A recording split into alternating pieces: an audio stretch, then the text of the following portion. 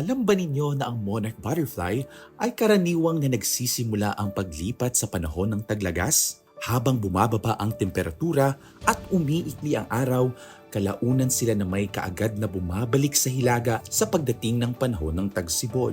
Ang mga monarch butterflies ay bumabiyahe at lumilipat. Ang kanilang paglalakbay ay umaabot hanggang 3,000 milya or 4,800 kilometers mula sa kanilang summer breeding ground sa may North America patungo sa kanilang overwintering site sa Central Mexico o sa kahabaan ng baybayin ng California. Ang mga monarko ay dumadaan sa maraming henerasyon sa panahon ng kanilang paglipat.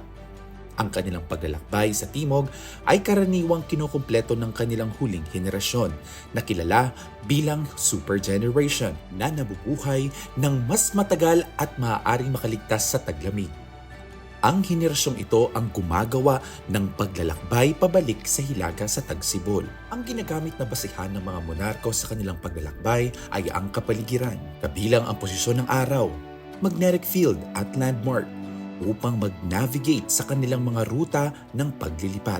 Bumababa ang populasyon ng monarch butterfly dahil sa pagkawala ng kanilang tirahan, pagbabago ng klima, paggamit ng pesticide at iba pang mga kadahilanan. Ang pagkawala ng milkweed na pangunahing pinagmumula ng pagkain para sa mga monarch caterpillar ay isa ding problema.